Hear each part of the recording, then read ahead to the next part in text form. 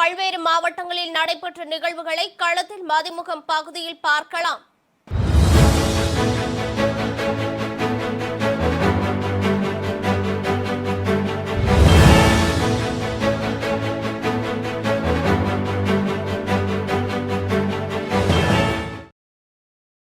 அரியலூர் மாவட்ட ஆட்சியர் அலுவலக கூட்டரங்கில் விவசாயிகள் குறைதீர்க்கும் நாள் கூட்டம் மாவட்ட ஆட்சியர் ரத்தினசாமி தலைமையில் நடைபெற்றது.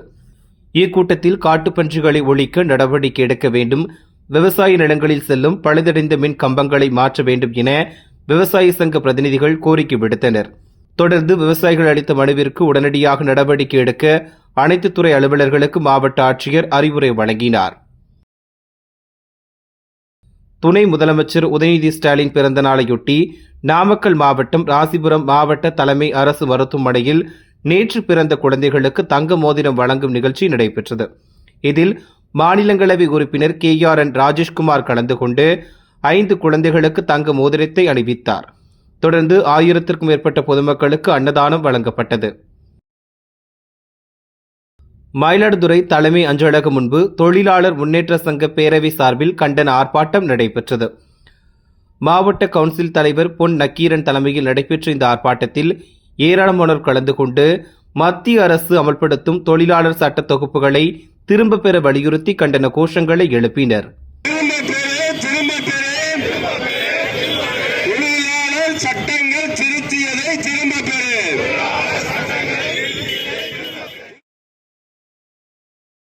டிட்வா புயல் காரணமாக தமிழகம் மற்றும் புதுச்சேரி பகுதிகளில் கனமழைக்கு அதிக வாய்ப்பு இருப்பதால் பாதுகாப்பு பணிகளை மேற்கொள்ள ராணிப்பேட்டை மாவட்டம் அரக்கோணம் தேசிய பேரிடர் மீட்புப் படை மேலாண்மை மையத்திலிருந்து புதுச்சேரி மாநிலத்திற்கு 2 குழுக்களும் தஞ்சாவூர் மாவட்டத்திற்கு 2 குழுக்களும் சென்று உள்ளனர்.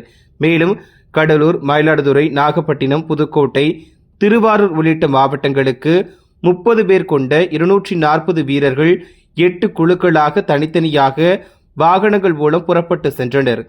இடர்பாடுகளில் சிக்கிக்கொண்ட நபர்களை மீட்பதற்காக அதிநவீன பயிற்சி கொண்ட மோப்ப நாய்களும் இவர்களுடன் புறப்பட்டு சென்று உள்ளது. வேலூர் மாவட்டம் பி. வெங்கடபுரம் பகுதியில் உள்ள கெங்கையம்மன் ஆலயத்தின் சுற்றுச்சுவர் மீது ஏறி குதித்து உள்ளே நுழைந்த மர்ம நபரை பிடித்த பொதுமக்கள் பரதராமி போலீசாரிடம் ஒப்படைத்தனர். தொடர்ந்து போலீசார் நடத்திய விசாரணையில் அந்த நபர் ஸ்ரீ பிரியன் என்பதும் அவர் மீது ஏற்கனவே குற்ற வழக்குகள் நிலுவையில் இருப்பதும் தெரிய வந்தது. இதனிடையே அம்மன் கழுத்தில் அணிந்திருந்த தாளிச்செயின் காணவில்லை என கூறப்படும் நிலையில் போலீசார் விசாரணை மேற்கொண்டு வருகின்றனர். மெயின் ரோட்ல வண்டியை விட்டுட்டு வரும்போது என்ன வந்து பார்த்தாக்கா கூட்டு வரைச்சது ஆள் எகிரி குச்சி ஓடினதை நான் கண்ணால பார்த்தேன். பார்த்துட்டு திரும்ப என்னோட ஆள் எகிரி குச்சி வராங்கன்னா நான் வண்டி அங்கே விட்டு ஓடியாடுறதுக்குள்ள அவர் மெயின் ரோடுக்கு வந்துட்டாரு. மெயின் ரோடு வரதுக்குள்ள நானே எகிரி குச்சி போய் வண்டியாண்ட பார்க்கறதுக்குள்ள ஆளை பிடிச்சிட்டோம்.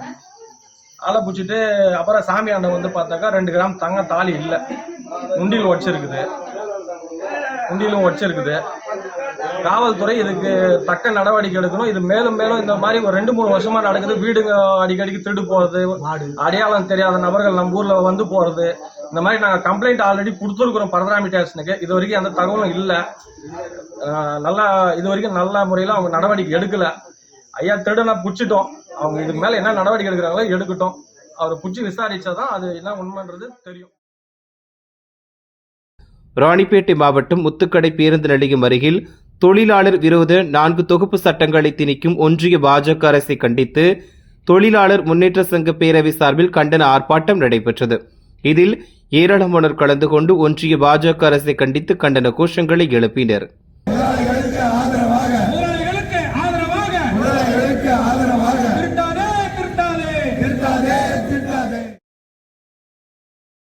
புதுக்கோட்டை அசோக் நகர் மாநகராட்சி அரசு பள்ளியில் துணை முதலமைச்சர் உதயநிதி ஸ்டாலின் பிறந்தநாளையொட்டி 200க்கும் மேற்பட்ட பள்ளி மாணவ மாணவிகளுக்கு புதிய வாட்டர் பாட்டில் மற்றும் விளையாட்டு உபகரணங்களை திமுக நிர்வாகிகள் வழங்கினர். தொடர்ந்து தமிழ்நாடு அரசு அறிவித்துள்ள வாட்டர் வெல் சிஸ்டத்தை கடைபிடித்து தண்ணீரை முறையாக குடிக்க வேண்டும் என மாணவர்களுக்கு திமுக நிர்வாகிகள் விழிப்புணர்வு ஏற்படுத்தினர். வேலூர் சத்துவாச்சாரியில் உள்ள மாவட்ட ஆட்சியர் அலுவலகத்தில் மாவட்ட வருவாய் அலுவலர் சிவசுப்பிரமணியன் தலைமையில் விவசாயிகள் குறைதீர்க்கும் கூட்டம் நடைபெற்றது. அப்போது ஏரி கால்வாய்கள் மற்றும் நீர்வரத்து கால்வாய்களை தூர்வாரி ஏரிகளில் தண்ணீரை தேக்க நடவடிக்கை எடுக்க வேண்டும் என விவசாயிகள் வலியுறுத்தினர்.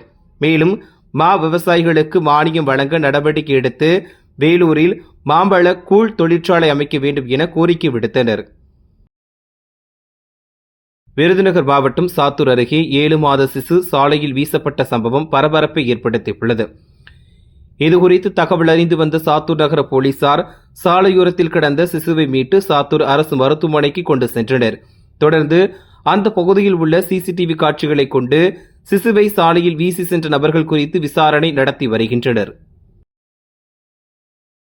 டிட்வா புயல் தமிழக கடற்கரையை நெருங்கி வரும் நிலையில் ஆவடி பட்டாலியனை சேர்ந்த 30 பேர் கொண்ட மாநில பேரிடர் மீட்புக் குழுவினர் திருவாரூர் மாவட்ட ஆட்சியர் அலுவலகத்தை வந்தடைந்தனர்.